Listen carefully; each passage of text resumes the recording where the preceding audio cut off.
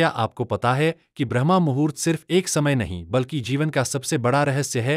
क्या आपने कभी सोचा है कि क्यों आर्ष मुनि योगी और स्वयं भगवान विष्णु तक इस विशेष समय को इतना महत्वपूर्ण मानते थे? आज हम आपको एक ऐसी दिव्य कथा सुनाने जा रहे हैं जिसे सुनकर आपकी आंखें खुल जाएंगी, आपका मन जाग उठेगा और आपके भीतर एक नई ऊर्जा का संचार होगा। यह सिर्फ एक कहानी नहीं बल्कि एक ऐसा गुप्त ज्ञान है जिसे जानने के बाद आपका जीवन पहले जैसा नहीं रहेगा। आपने शायद सुना होगा कि ब्रह्मा मुहूर्त में उठने से बुद्धि तेज होती है, शरीर स्वस्थ रहता है और सफलता प्राप्त होती है। लेकिन क्या आपने कभी यह जाना कि इस समय में ध्यान करने से आपको अपने पूर्व जन्मों की झलक मिल सकती है? क्या आपने यह कल्पना की है कि अगर आप इस रहस्य को समझ ले तो आप अपने भविष्य को देख सकते हैं, अपने भाग्य को बदल सकते हैं? आज हम आपको एक ऐसी रहस्यमय कथा सुनाएंगे जिसमें एक राजा ने 7 रात्रि तक ब्रह्मा मुहूर्त में जागकर ऐसे अनुभव किए जो साधारण मनुष्य के लिए असंभव है। यह कहानी साधारण नहीं है, यह वह रहस्य है जिसे स्वयं भगवान विष्णु ने नारद को बताया था।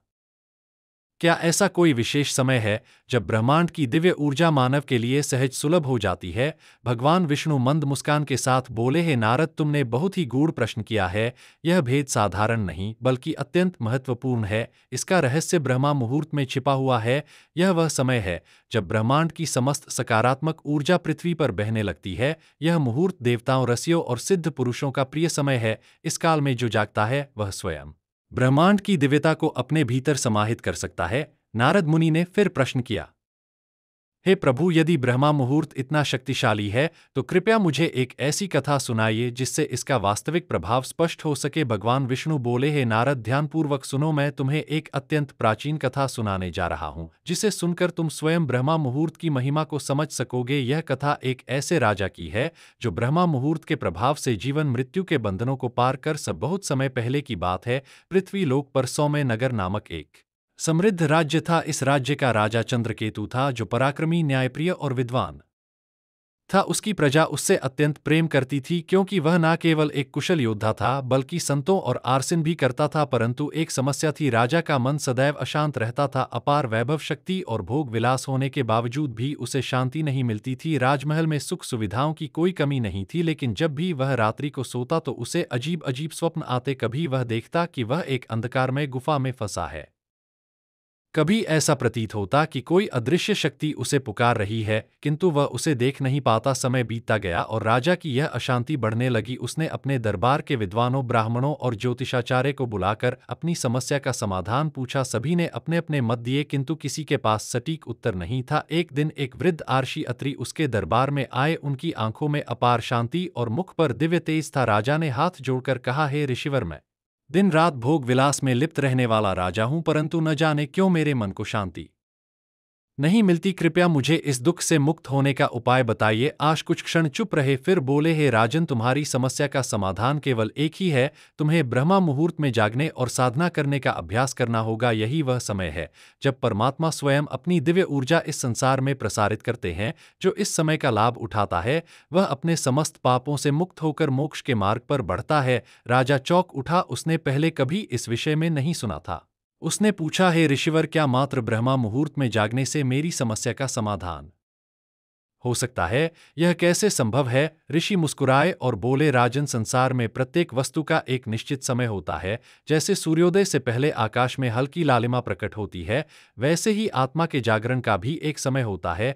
यदि तुम इस समय में जागकर साधना करोगे तो तुम्हारे समस्त मानसिक क्लेश समाप्त हो जाएंगे। किंतु ध्यान रहे, केवल जागना ही पर्याप्त नहीं, तुम्हें इस समय में ध्यान, मंत्र जाप और आत्मचिंतन करना होगा। राजा ने निर्णय लिया कि वह अगली ही सुबह ब्रह्मा मुहूर्त में उठेगा और आश के बताए मार्ग का अनुसरण करेगा। अगली भोर जब पूरा महल गहरी नींद में था, राजा चंद्रकेतु अपनी शैया से उठा। उसने देखा कि आकाश में हल्की चांदनी फैली थी और ठंडी हवा बह रही थी। उसने गंगाजल से स्नान किया और न करने बैठ गया। पहले कुछ मिनटों तक उसका मन इधर उधर भटकता रहा। कभी उसे राज्य की चिंताएं सताने लगी तो कभी नींद का प्रभाव हावी हो गया, परंतु वह हार मानने वालों में से नहीं था। उसने आर्षी अत्रि द्वारा बताए गए एक विशेष मंत्र का जाप किया, ओम नमो भगवते वासुदेवाय नमः। कुछ ही क्षणों में उसके भीतर एक दिव्य शांति का अनुभव होने लगा। जैसे जैसे वह मंत्र का जाप करता गया वैसे वैसे उसका चित्त स्थिर होने लगा। जब वह ध्यान से उठा तो उसने अनुभव किया कि उसका मन पहले से अधिक हल्का और शांत था। ऐसा प्रतीत हो रहा था जैसे कोई अदृश्य शक्ति उसे स्नेहपूर्वक आलिंगन कर रही हो। राजा अत्यंत प्रसन्न हुआ और अगले दिन पुनः ब्रह्मा मुहूर्त में जागने का संकल्प लिया। उसने आर्षि अत्रि को अपने अनुभव के बारे में बताया। आर्षि मुस्कुराए और बोले, राजन, यह तो बस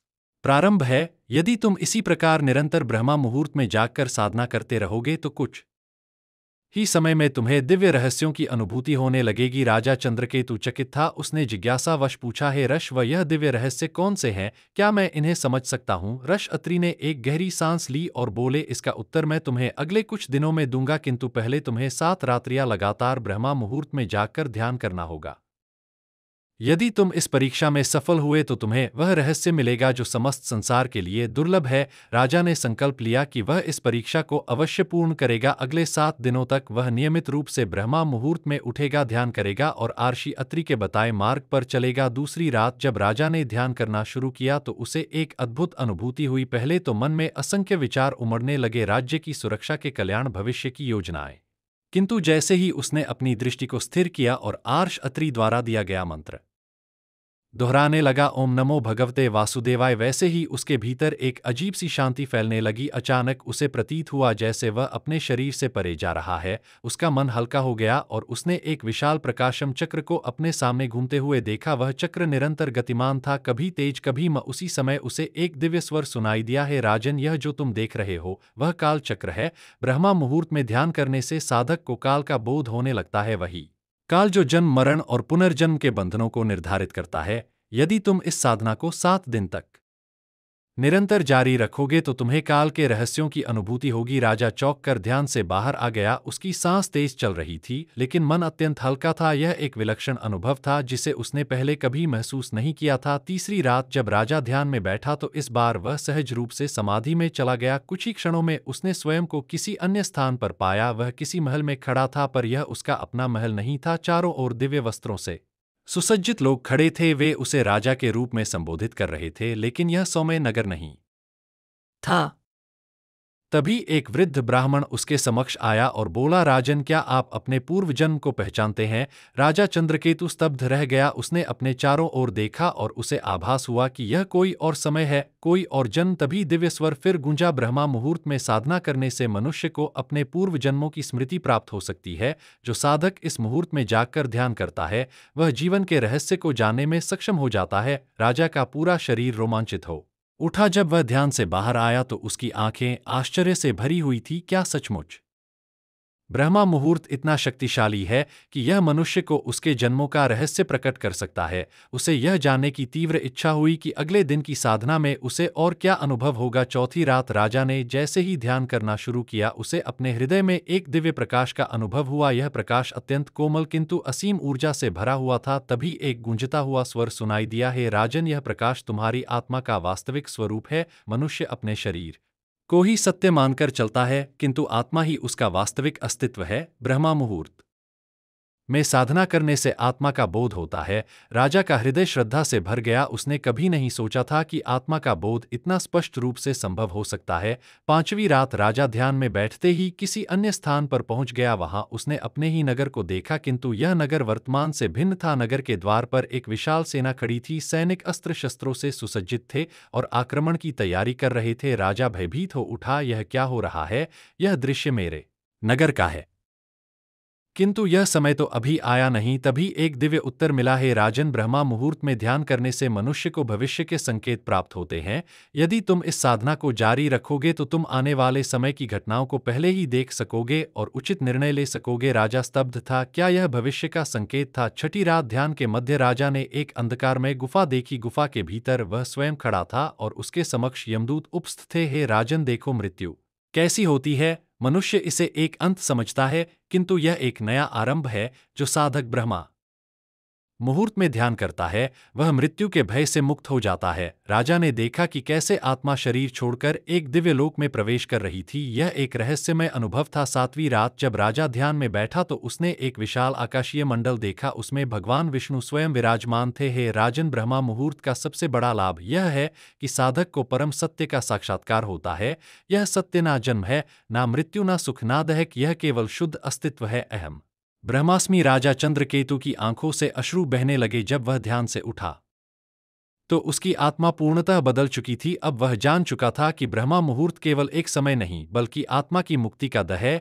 ऋषि अत्रि का अंतिम संदेश। अगली सुबह राजा ने ऋषि अत्रि को अपने अनुभव सुनाए। ऋषि मुस्कुराए और बोले, हे राजन, अब तुम ब्रह्मा मुहूर्त का वास्तविक महत्व समझ चुके हो। यदि समस्त मनुष्य इस समय में जागकर साधना करे तो वे भी इस परम सत्य को जान सकते हैं। किंतु ध्यान रहे, यह मार्ग कठिन है, धैर्य और समर्पण की आवश्यकता है। राजा ने प्रण लिया कि वह जीवन भर ब्रह्मा मुहूर्त में जागकर ध्यान करेगा और अपनी प्रजा को भी इस दिव्य ज्ञान से परिचित कराएगा। यह कथा हमें यह सिखाती है कि ब्रह्मा मुहूर्त में साधना करने से मन की शांति प्राप्त होती है, काल चक्र और पूर्व जन्मों का ज्ञान होता है, आत्मा का बोध होता है, भविष्य के संकेत मिलते हैं, मृत्यु का भय समाप्त होता है, परम सत्य का साक्षात्कार होता है। जो इस रहस्य को समझता है वह जीवन मृत्यु के बंधनों से मुक्त होकर मोक्ष के पथ पर अग्रसर होता है। तो मित्रों, यह थी ब्रह्मा मुहूर्त की वह रहस्यमय कथा जिसे जानकर राजा चंद्रकेतु का जीवन बदल गया। क्या आपने महसूस किया कि यह सिर्फ एक कहानी नहीं थी बल्कि एक दिव्य ज्ञान था जो आपके जीवन को भी बदल सकता है?